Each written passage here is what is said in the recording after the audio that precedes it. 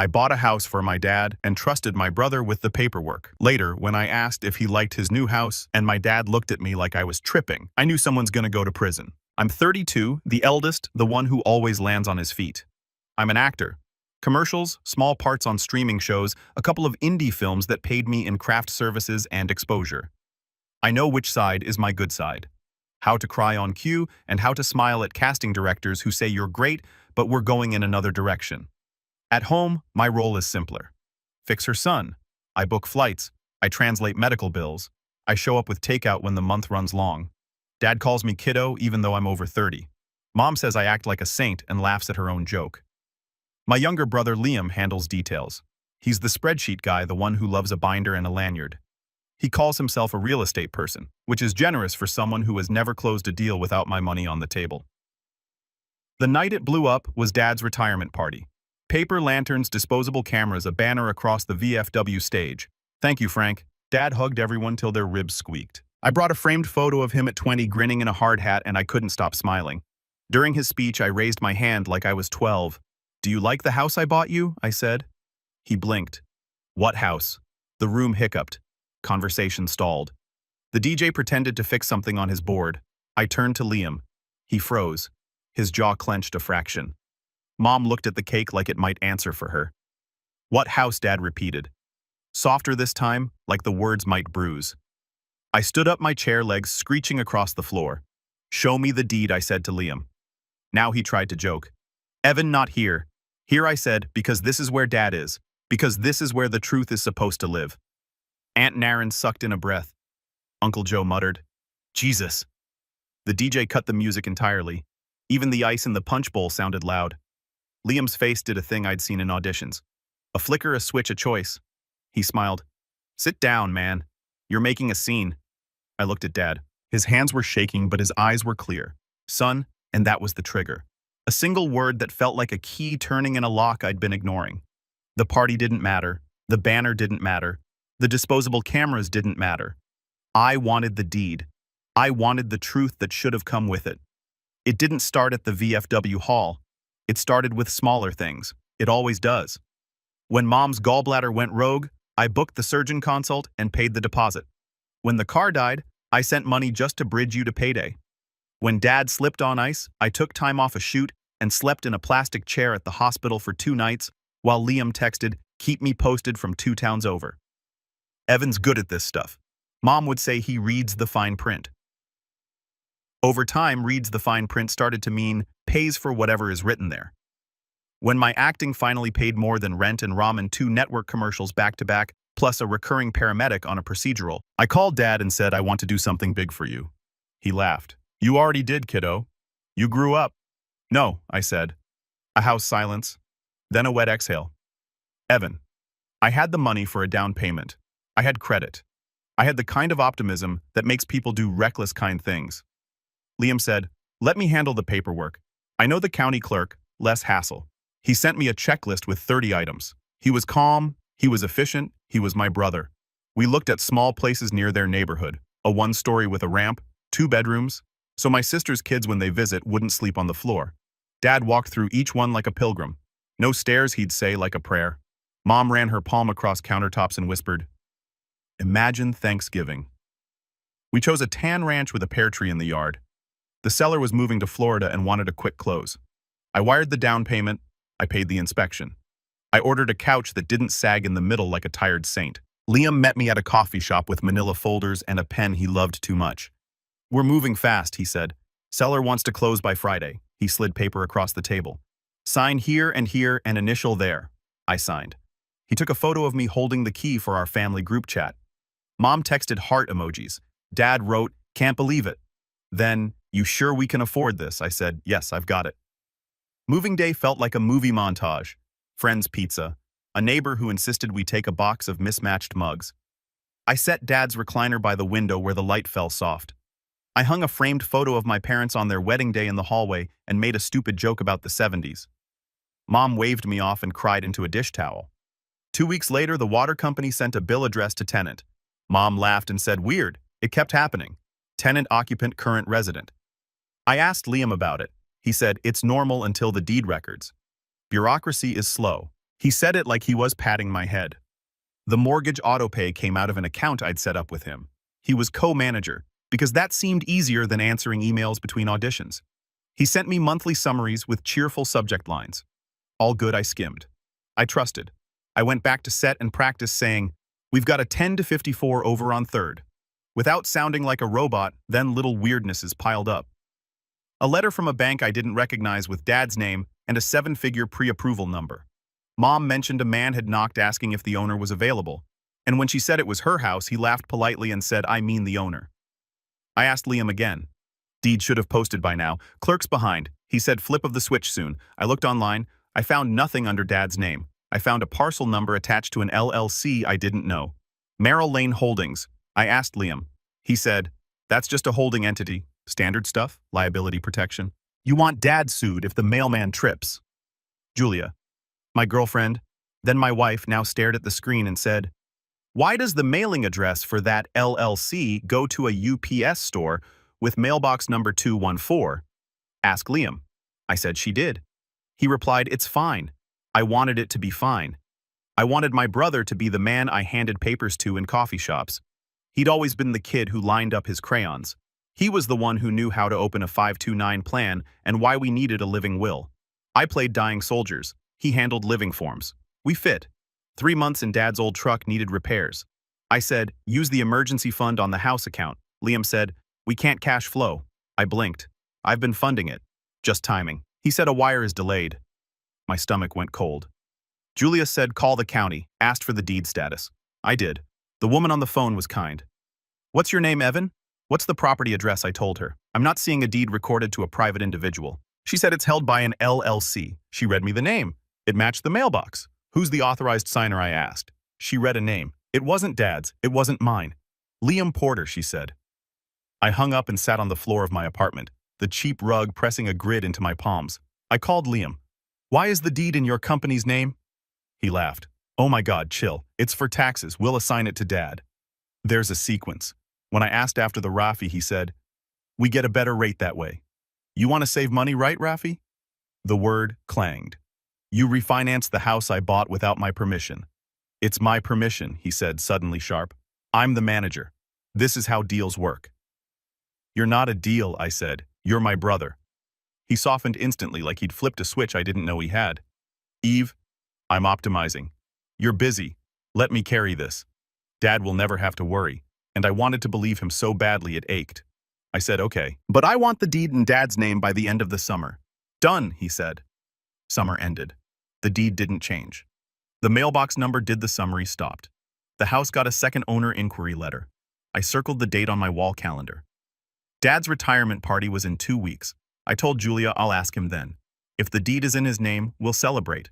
If it isn't, she said, you'll stop letting a lie sit at the head of the table. Back to the VFW halogen lights, the banner. The silence that followed. What house? Show me the deed, I told Liam. He did the grin. Bro, take out your phone. I said, open the recorder. Walk me through it. Dad said, boys, not boys. I said, eyes on Liam. 2 men, 1 deed. Mom's hand hovered over the cake knife like she could carve our problem into slices. Evan, you're embarrassing your father. My father, I repeated. Exactly. Liam sighed theatrically and pulled out his phone. Fine, here's the portal, he tapped. The little loading wheel spun. Nothing, he smirked. Bad service. I held out my hand. Give me the login. Absolutely not, he said. Client data? Dad's the client, I said. I'm the funder. Uncle Joe cleared his throat. Maybe step outside. No, Dad said, voice steady. He pointed at Liam's phone. Log in now. Something shifted. Respect command. The man we were throwing a party for had walked cranes and crews for 30 years. He could still move steel with his voice. Liam logged in. He turned the screen toward me and scrolled fast like speed could erase facts. I caught enough. The LLC's name, a HELOC transfers marked member draw dates that matched his cash flow issues numbers that made my throat go dry. How much, I asked. He shrugged. Numbers move. You wouldn't understand. Try me, I said. How much did you pull against Dad's house? He rolled his eyes.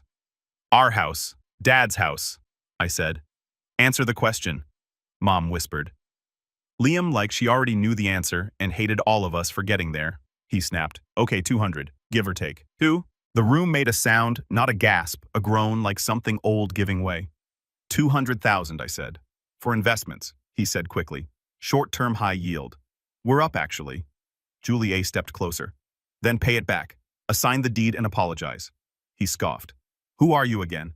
The person who will help Evan take this to a lawyer? She said. Mom clutched the knife. Don't bring outsiders into family business. I looked at Dad. Did you sign anything? He shook his head. Your brother said it was complicated. He said he had it. You gave him power of attorney, Mom said. A small confession, just temporary for convenience. My mouth went hot.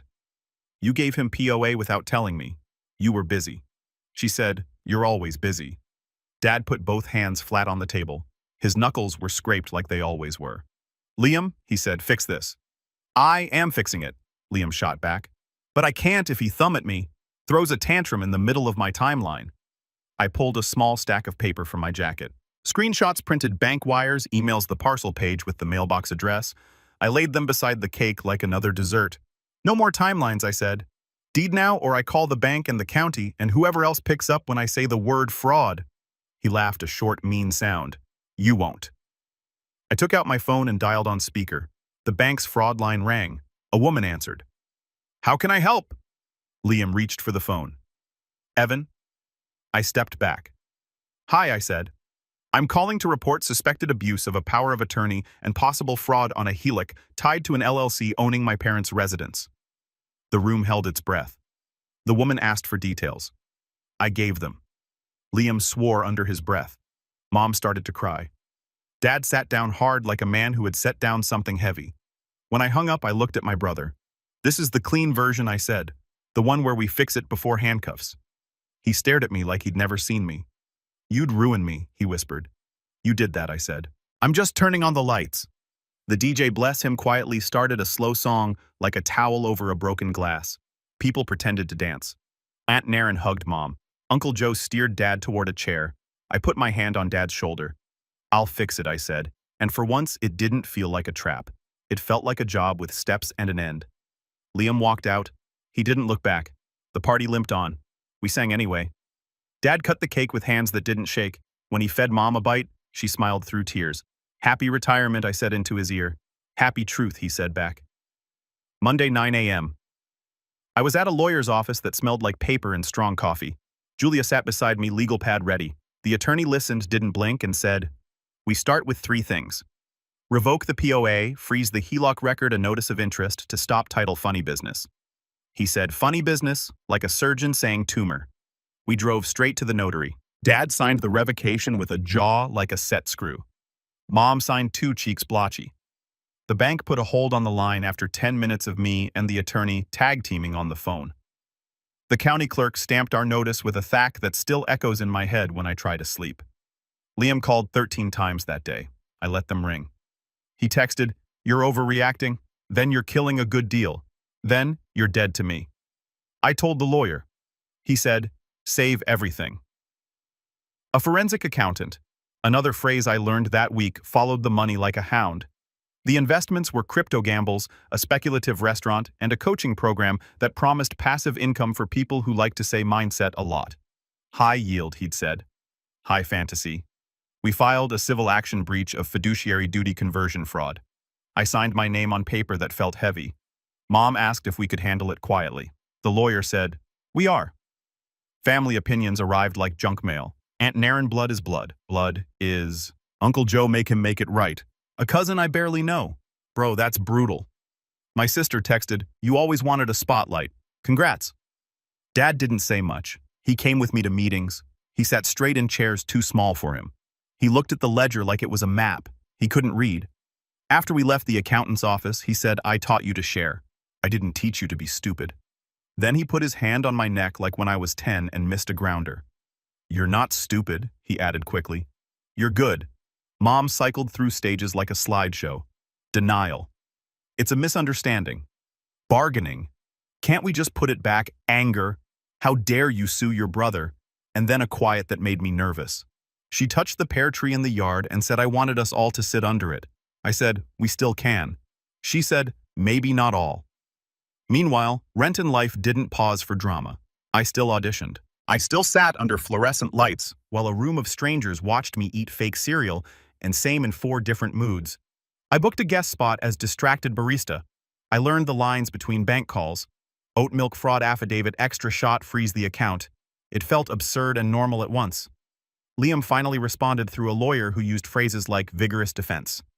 We offered a path return, the funds assigned the deed sign, a consent judgment, join a payment plan, avoid criminal referrals. He countered with a letter that accused me of financial elder abuse because I controlled Dad. I wanted to throw the letter through a window. The attorney said, "It's noise." We pushed discovery. Subpoenas went out. The mailbox rental company sent copies of forms with Liam's signature. The bank coughed up transfers labeled LLC to LP Personal. His real estate company had one asset, our house. His portfolio was a spreadsheet with colors and no cash. At home, pragmatic things kept me upright. We installed a deadbolt. Dad could work with a big friendly key. I labeled the breaker box. I taught Mom how to spot phishing emails, and she printed the list like a new recipe. Julia made soup and told me to nap. I didn't, but I liked that someone said it. 6 weeks in, the judge granted our injunction. The deed couldn't move. The line couldn't grow. Liam texted, "Traitor." I didn't answer. When he showed up at the house one afternoon, Dad met him on the porch. I watched from the window like a kid again. "I'm your son," Liam said. "I have 2, Dad said. Then after a beat, "Don't come here without your lawyer." Liam laughed, a sound with no humor in it.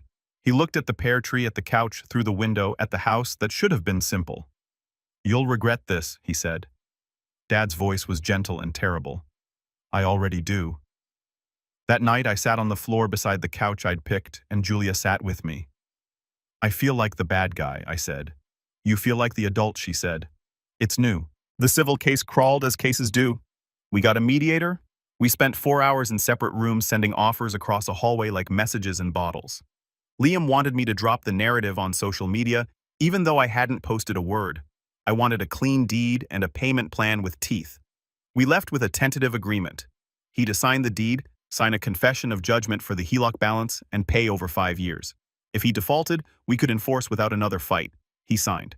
We recorded the new deed with Dad's name on it. The clerk stamped it and smiled at me like a person who's seen both kinds of stories. I took Dad to the counter. "Read it," I said. He traced his name with his fingers softly. Mom cried into the sleeve of my jacket. We went home and sat under the pear tree and did nothing for a long time. Family didn't snap back like a rubber band. Some relatives took Liam's side because it was easier than facing their own debts. Others called me and whispered, "Proud of you," like it was contraband. Holidays rearranged themselves. We had Thanksgiving in the backyard with 3 folding tables and a borrowed heater. It was small. It was enough. The best part was quiet. The mail came with Dad's name on it. The water bill said owner. The bank app didn't surprise me. Mom texted pictures of the pear blossoms and nothing about money. When the truck made a funny noise, Dad said, "I'll take the bus till payday," and then grinned like a teenager because the bus driver recognized him from the party and waved him on free. I put the framed photo of Dad in the hard hat on the mantel. He picked it up and said I had hair. I said, "You still do." He said, "Not like that." We laughed. Laughter felt like furniture we could sit on again. I didn't become a different person. I became the same person with boundaries. The headline is simple. I bought my father a house. My brother put it in his company and borrowed against it. And I ripped the curtain down in front of a banner that said, "Thank you, Frank." The details are messier. They always are. There were signatures I didn't read closely enough. There was trust one placed where paper should have gone. There were 100 tiny sure okay moments that built a trap I lived inside. Here's what I know now in plain words. If someone wants your money but hides the paperwork that's not family, it's a pitch. Convenience is the word people use right before they take your keys. Love is not a POA, and protecting your parents from your brother is still love. I keep the stamp deed in a cheap black frame on Dad's bookshelf. He dusted it like a trophy. Mom taped the county clerk's business card inside a kitchen cabinet like a talisman. When the mail comes, Dad says owner, and it lands on the table like something we earned. Liam and I don't talk. Maybe we will someday after the last payment clears, after he learns how to apologize without an invoice attached. Maybe not. People like tidy arcs. Life keeps handing me ellipsis. On set, I still play men who can't say what they mean until the last scene. In life, I said it at the party. Show me the deed. I hear that line in my own voice now. It's become a script I can use for other things. Show me the contract. Show me the terms. Show me the respect. Dad asks sometimes, "You okay, kiddo?" I say yes, and mostly mean it. On good days, I make eggs in their new kitchen and fix the wobbly chair and leave before anyone can hand me a bill. On great days, we sit under the pear tree and say nothing, which is a language we started learning late and speak better every week. If you're standing in a room where the music stops the second you ask for proof, listen to that silence. It's telling you everything. Ask anyway. Ask louder if they tell you to lower your voice. You're not ruining the party. You're turning on the lights. At my dad's retirement party, I asked, "Do you like the house I bought you?" He blinked and said, "What house?" I stood up. I asked for the deed. I got it eventually with stamps and signatures and consequences. I didn't want a victory. I wanted a house with a pear tree and a man who can sit under it without wondering who he owes. We have that now. This isn't revenge, it's repair. And if you need a line for your own scene, take mine. Show me the deed. Then keep asking until the paper in your hand matches the promise in their mouths.